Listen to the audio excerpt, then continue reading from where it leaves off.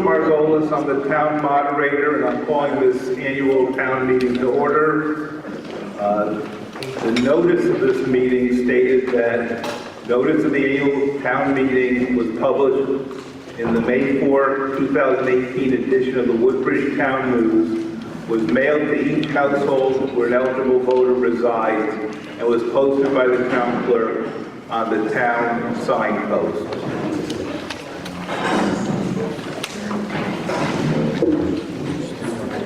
I'm looking for a motion to waive the reading of the legal notice. So moved. Second. The next order of business, first order of business. All in favor? Aye. Carries. Yes, Bob Hill, Acorn Hill Road. Aye. Nominee Margolis. Be the moderator. Thank you. Are there any other nominations for town moderator? Second. All in favor, say aye. Aye. Carries. So, part of the meeting, I declare myself, Mr. Margolis, to have been elected as town meeting moderator for a term of 2 years.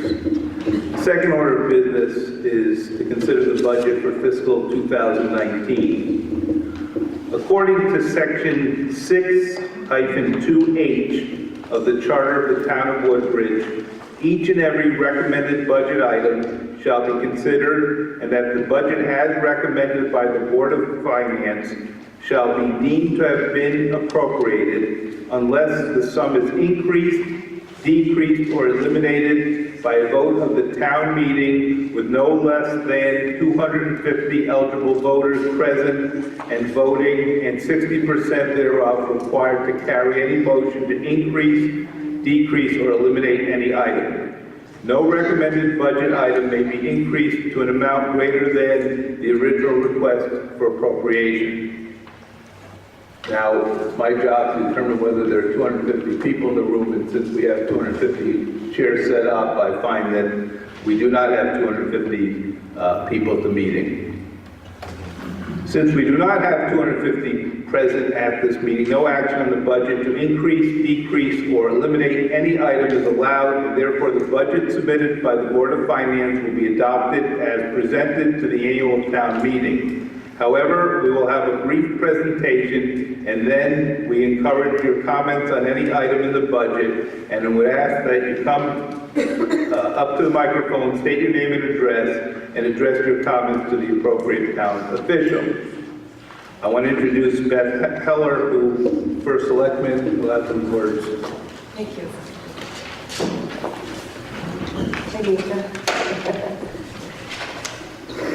Thank you. I'm fighting a sinus infection, so just bear with me. Good evening and welcome to our annual town meeting. Before I begin my remarks regarding our major projects and initiatives that we have accomplished together over the past 10 months, I must take a moment to thank all the citizens of Woodbridge who have taken the time to reach out to me, either in person, by phone, text, or email. It's most important to hear from all of our residents.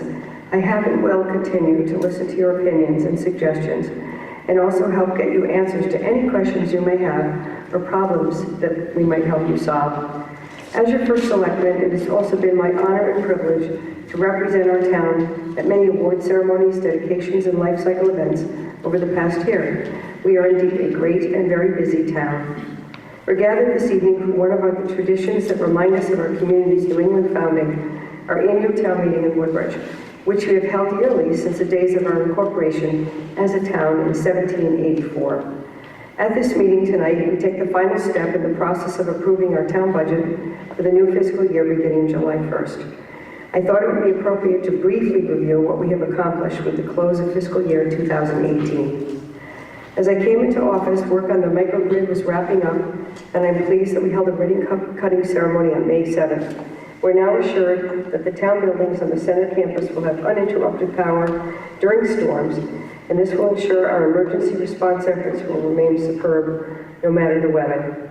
The need to upgrade our emergency radio communication system had been studied for many years.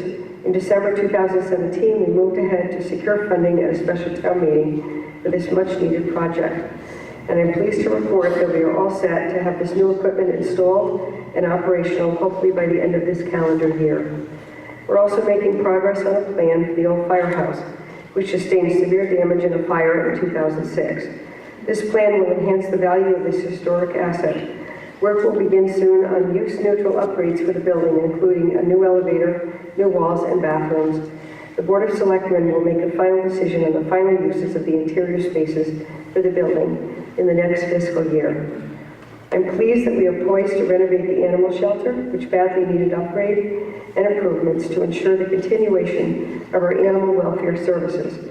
We are also working hard to contract with more neighboring towns for shelter services, and we will continue to secure charitable fund contributions for the future of our shelter. As you know, we put out a public opinion survey to ask residents to share their thoughts regarding the future of the former Country Club property.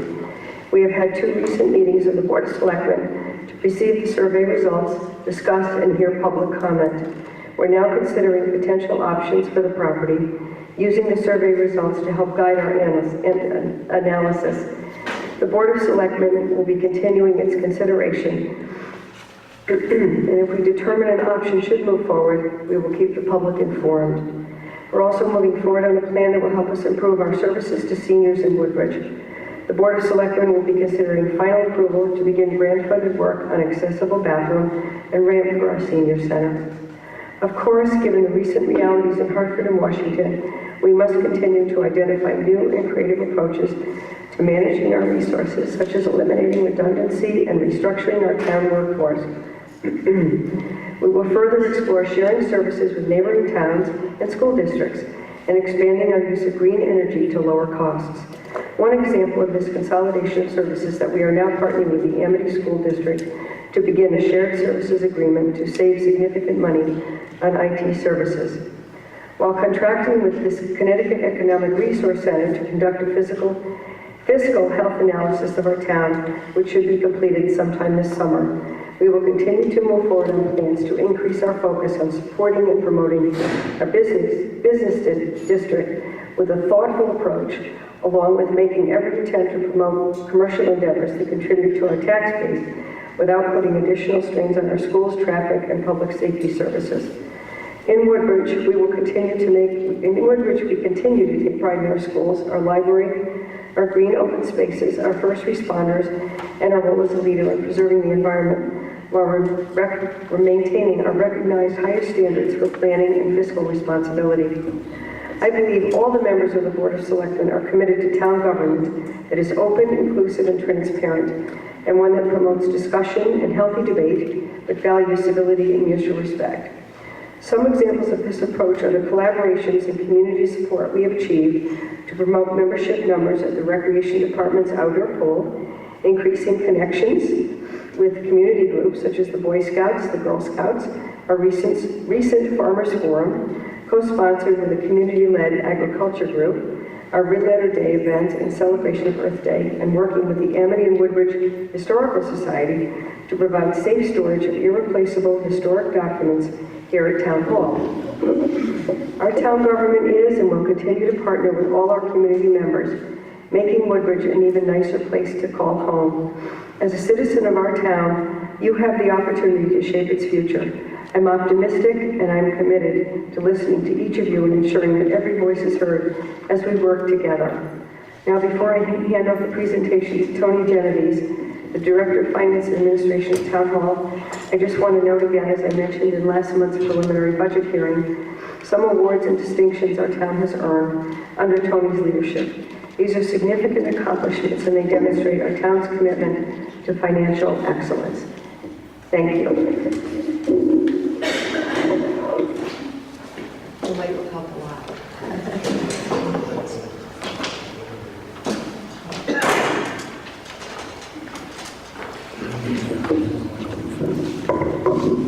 Thank you, Beth. So there have been no changes to the budget since the preliminary budget hearing. So the information in the preliminary budget book is the same as the information that will be presented to the Board of Finance this evening. And so I want to just highlight that for you. The budget is up 2.3%, which is a little under $50 million. And property taxes make up the lion's share of the revenues. We do have a small but modestly increasing investment income of 0.3%. Our intergovernmental revenues are a little under 2% of our total revenue and continue to be unstable. So we are keeping a close eye on that, but the numbers do remain unstable from the state. And finally, our department charges are a little under 2% also. So you can see we have a majority of our revenues from property taxes. When it comes to our expenditures, the preliminary budget is about 40% for the town, 30% for the Woodbridge Board of Education, and 30% for the County Board of Education.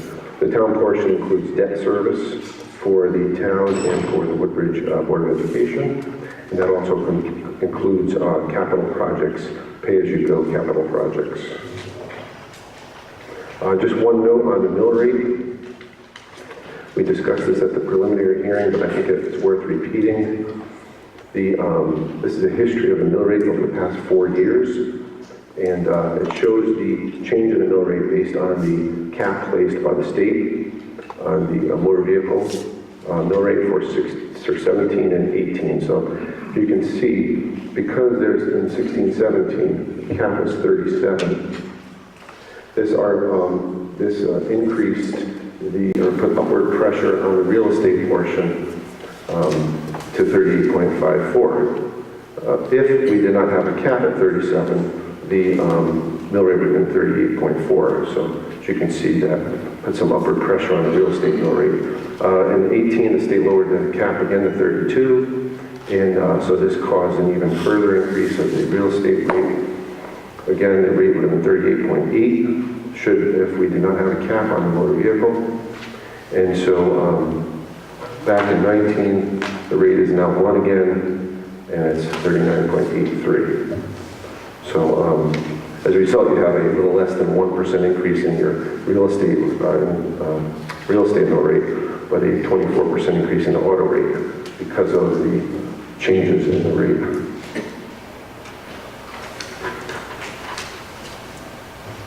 Thank you.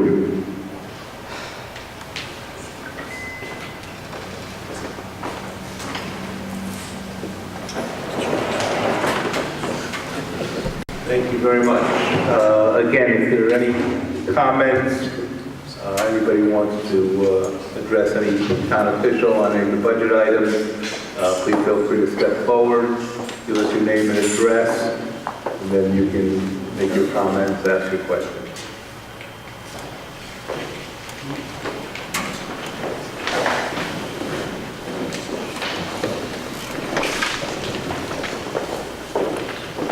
Hi, I'm Steve Felsigno. No, that's on.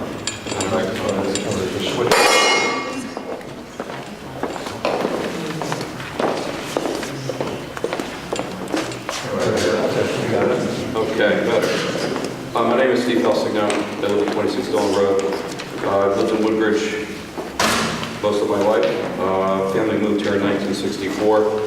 Except for a brief stint away at college, I've been here most of my life.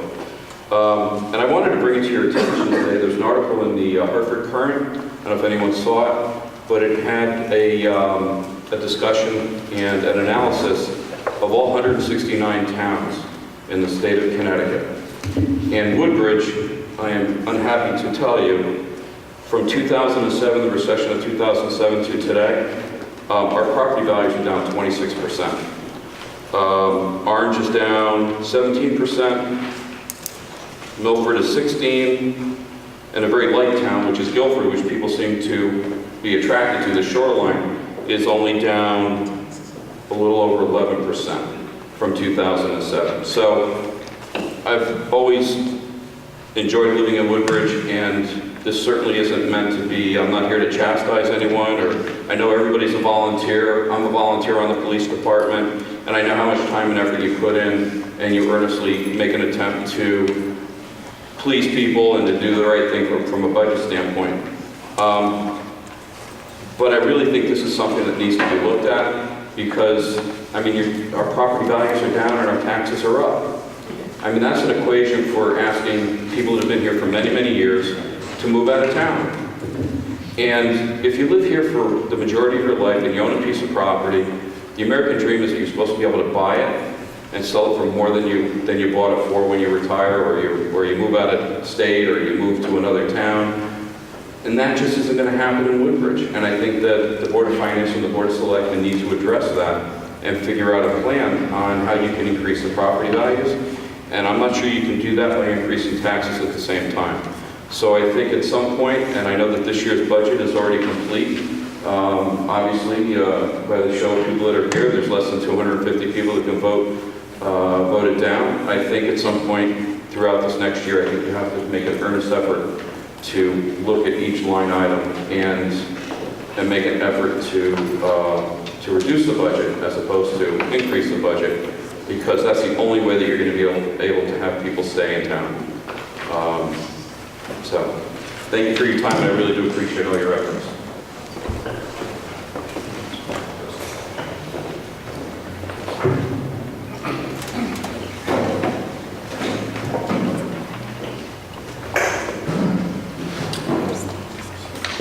Any other comments, questions?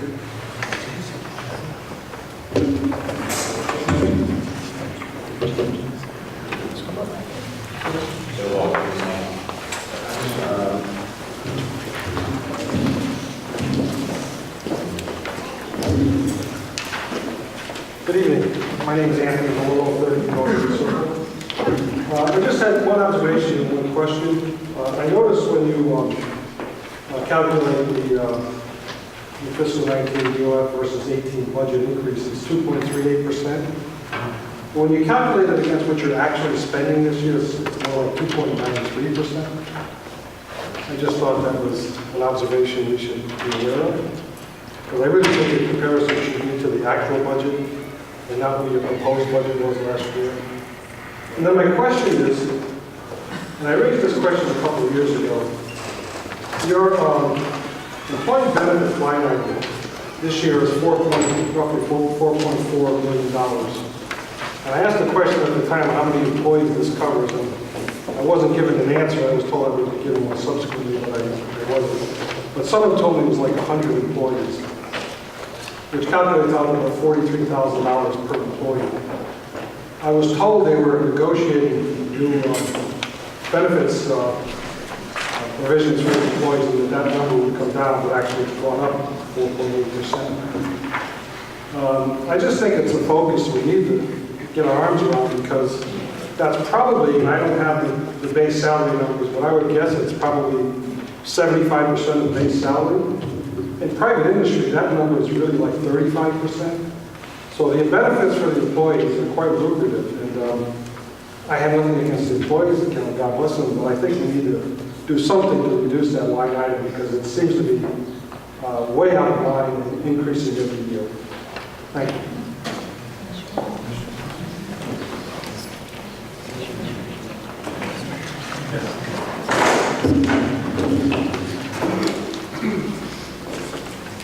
So just on the number of employees, it sort of depends on the benefit. For instance, workers' compensation covers all employees. The payroll taxes covers all employees. Retirement covers a few more than it does health care. So health care is about 80 to 82 employees. So it sort of all depends on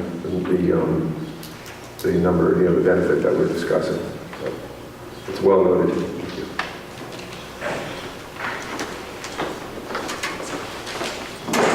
Any other questions or comments? If there are none, I'm calling this meeting is hereby adjourned.